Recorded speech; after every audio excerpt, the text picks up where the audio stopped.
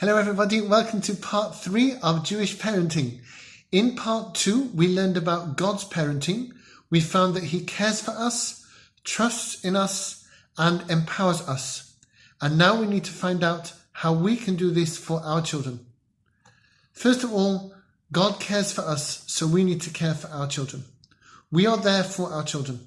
We should see to it that we care for their different needs as they grow, starting with the basics of physical safety and nourishment, then moving on to emotional well-being and spiritual strength. This care should be given with good grace. The rabbis say that God took us out of Egypt in spring so that the weather for the Exodus would be pleasant. When God gave us the manna from heaven in the desert, He sent down a layer of dew first so that there would not be sand from the desert in the manna. God was not too great or too busy to be kind, and He was kind in a pleasant way with attention to detail. So we too should care for our children with pleasantness and tell them that we care for them because we love them. If their needs inconvenience us and diminish our leisure time, their needs should still come first.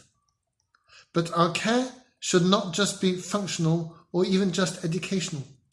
When we spend time with our children, that is also parenting and has amazing value. The priestly blessing, which is written in the Torah and which we receive in our shuls on Yom Tov, has 3 blessings. The first blessing is about physical gifts and protection, and the second is about spiritual vision from God. So the first blessing is Yevarechacha Adonai v'yishmerecha. May the Lord bless you and protect you. The second blessing, Ya'er Adonai panav elecha v'chuneka, means, may the Lord grant you the light of His face and be gracious to you. But the third blessing seems to offer little. Yisa Adonai panav elecha v'yasem lecha shalom. May the Lord turn His face to you and give you peace. The third blessing is largely about God just looking at us and paying us attention. We can do this when we hang out with our children. We can go for a walk, play a game, or if time is short, just pop into their room and take an interest in how their day was and what their latest interest is. Just as God's ultimate blessing to us is that He pays attention to us, so our ultimate blessing to our children is that we pay attention to them. The amount and nature of attention that they will want from us may change over time, just as our prayers to God change over time, and we have to be sensitive to what kind of attention and how much attention they want or need. But the principle stands in any case. Our duty of care to our children does not mean that we wait on them hand and foot.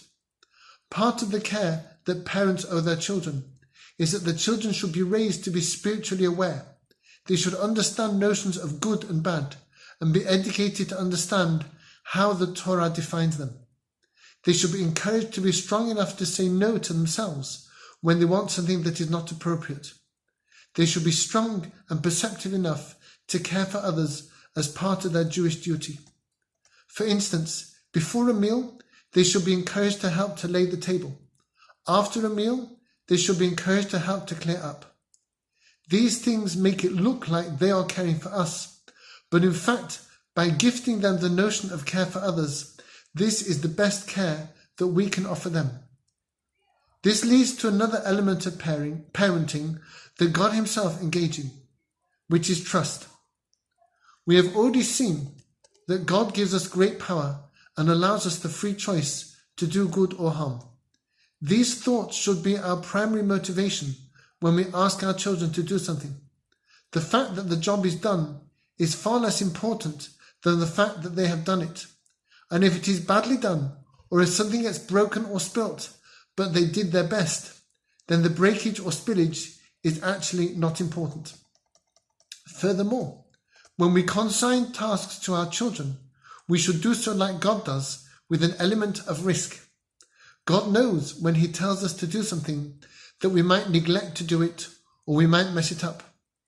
But He still asks us to do hard things sometimes, because when we achieve those things and avoid the perils involved with that task, we are much greater than when we only do things that are easy and that we want to do anyway. Of course, We should not ask children to do things that pose a threat to life or well-being. But if the worst case scenario is something we can live with, then we should ask them to do things that are hard and not stand over them telling them to do it or policing every detail of the task if they can manage it reasonably for themselves. Just as God gives us ownership over mitzvot, so we should give our children ownership of their growth and goodness. This demonstrates to them our trust in them and gives them a sense of their own greatness. When they succeed in their task, they feel even better, especially if they have failed in it previously. We have learned, therefore, how we can care for our children, how we can trust in our children, just as God cares and trusts about us. In our next section, we'll find out about what to do when things go wrong. Thanks for listening.